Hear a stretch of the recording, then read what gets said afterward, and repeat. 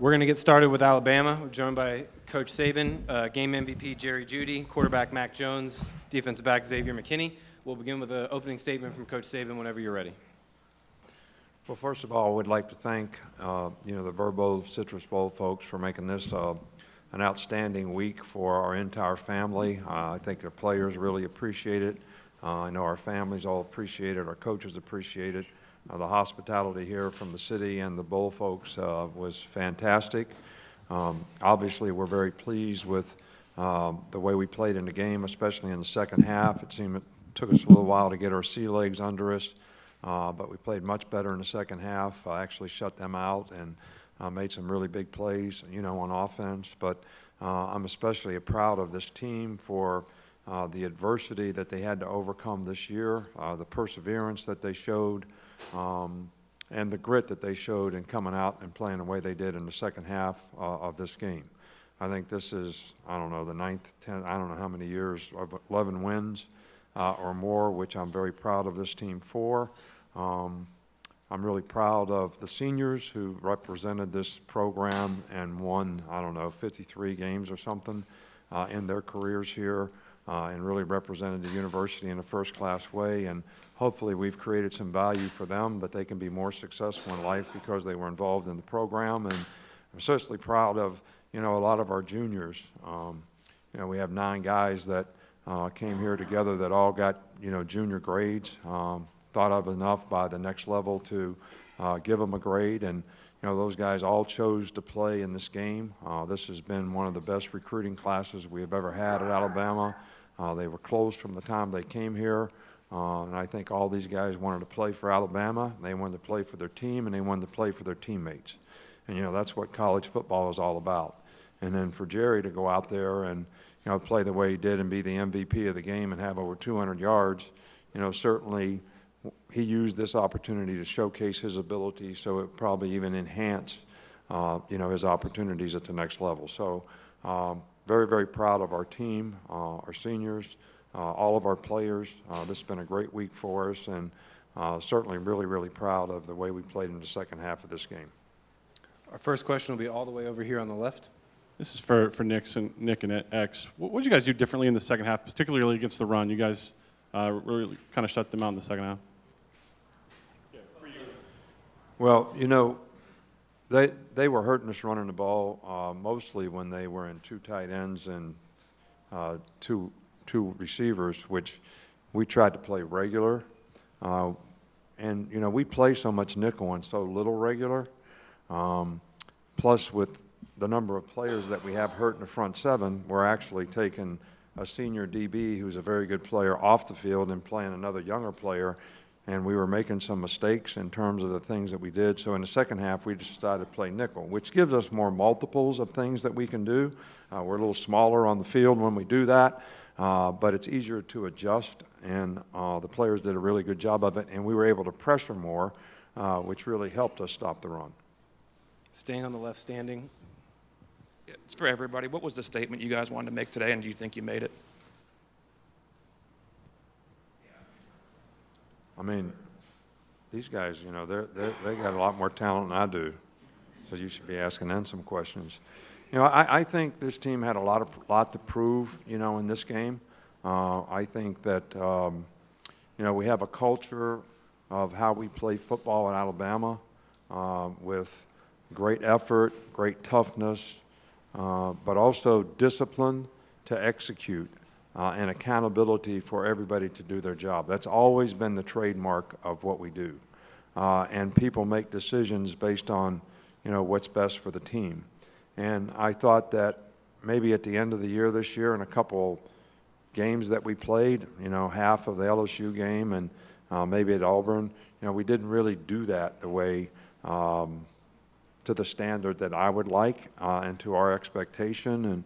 And I think the players realized that, and I think they wanted to prove that, this is the culture that was established, for a number of years here by a lot of good players, and I think they have a lot of pride in that, and I think they wanted to come out today and prove that this is what Alabama football, the culture of Alabama football is really all about. Stay on the left front row. Danny Thomas, three-point conversion. This question is from Mac and Jerry. Talk about what you guys saw in the opening play of the game. They pretty much played 8 flip coverage, so that's kind of what we wanted them to do. We motioned the tight end in, and we got a one-on-one with Jerry, so it's kind of how I played out in practice. It was just a perfect look, and I knew Jerry was going to beat the guy, and the line was going to block the guy, so really just all them. Yeah, you know? Same row. Xavier, this is for you. First of all, congratulations. Obviously, a lot of missing names on the defensive line throughout the year with injuries and whatnot. And then Coach even here's talking about how making some defensive changes and stuff. You even got in on the day for the sack, showing your versatility. Just talk about how your role for the game today, and if that's kind of the culmination of your life as a player in Alabama. Well, I appreciate it, first of all. You know, I just try to play wherever Coach wants me to play. I try to make plays wherever I'm put at. I try to put my team in the best situation that they can be in to be successful on every down. So my main thing is just to play hard every down. I try to go hard every play, no matter if I you know, make some bad plays, if I make some good plays. I try to keep going, man, and that's just my mindset. So, you know, whatever role that they have me playing for that week for whatever team we might play, then I'm gonna make sure I go hard for that game. So whatever I'm put to, I'm gonna go hard. Over on the right on the aisle.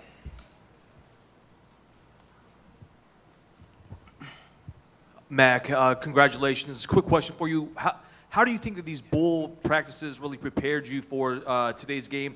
And you playing today, how did that compare to your previous efforts out there after taking over at quarterback? I mean, I Thoughts think on the that? bowl practices helped a lot. You know, even in Tuscaloosa when we got extra work in, we had a whole month to prepare. So, I mean, we were running the plays and everyone was executing them really well. So with that was pretty much what happened there. And I mean, moving forward, we got stuff to work on, and you know, we have a long off season, and we're looking forward to get back to work. Across the aisle on the left, Marty. Congratulations, gentlemen. Marty Smith, ESPN. Coach, how do you describe the impact of that wide receiving core, and what do you expect their potential is at the next level? Well, I think that all those guys are wide receivers, and I think we have 4 that have shown an ability to make a lot of explosive plays, you know, all year long. And I think, you know, some of the guys are a little more polished than others, but they're all have tremendous ability. But the thing I like about this group is, you know, there's never a guy that has showed any signs of being selfish. You know, these guys are all together. They work hard every day. They root for each other. Nobody gets upset if it's not their day to catch a bunch of balls. You know, we had days where Smitty would catch 9 balls and Jerry wouldn't catch very many, and the next time Jerry'd catch 9 balls. Next day, Ruggs would have a big day. And they all just always rooted for each other, you know, and that's very unusual at this position because, you know, to me, I don't mean to stereotype here, but those guys are usually all want the ball, and they get a little bit upset when they don't get the ball.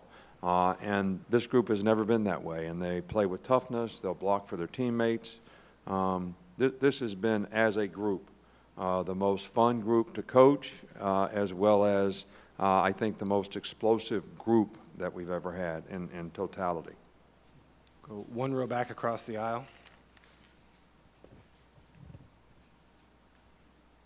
Nick, I just wanted to get an update on Henry. You know, he left the game. An update on Henry Ruggs. Oh, Henry just, you know, hit his head on the turf.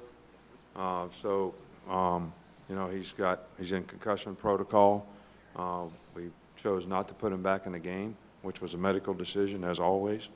And, you know, hopefully he'll be okay. Way over on the far left. Mac, Rick Carley, WVTM 13, Birmingham.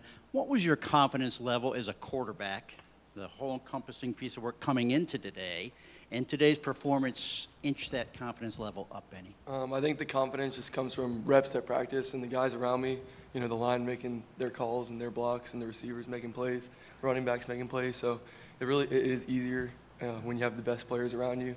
Coach Saban always tells me just, you know, do my job and get them the ball and they'll make the plays. So, I mean, looking forward, we have a good group. Like I said, we have a long off season and a lot to work on, and I'm really fired up to, you know, keep working. For Jerry, you got the MVP today. You had over 200 yards receiving. What was the key to your success? First, it's really a team effort, really. So everything, starting from the O-line to the quarterback to the play calling, we just executed very well, and I just did what I had to do when my name was called. So, yeah. Go 2 rows back or 1 row back on the left. Coach, I know you guys are used to playing in the playoff and the national championships and all that, but can you just talk about the value of bowl games? Do you still appreciate those? And what is the value of this game moving forward for your program? Well, I think that there was a lot of value for our program and our team to be able to come and get a reward, first of all, for having a successful season. I know most people would think that 10-2 was a good season. That's not necessarily our standard.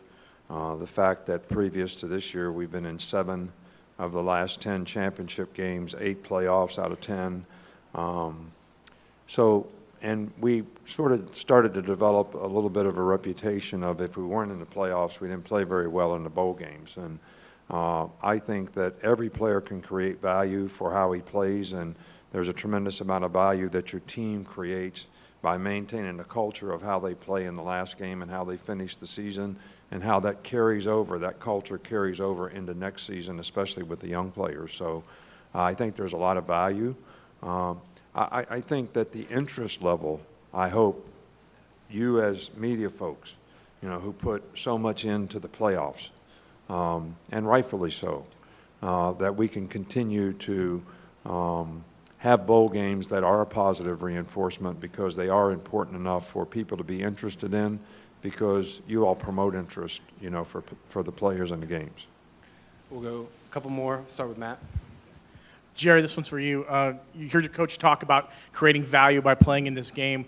Why did you want to play in this game, and what does it mean to you to play in it?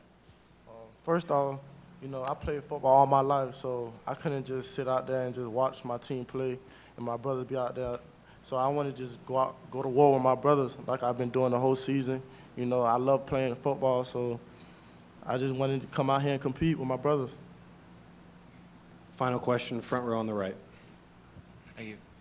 Nick, your social media team put out a tweet last night that a lot of fans have interpreted as positive hope that Tua might return to school. Is Tua going to return for his senior year?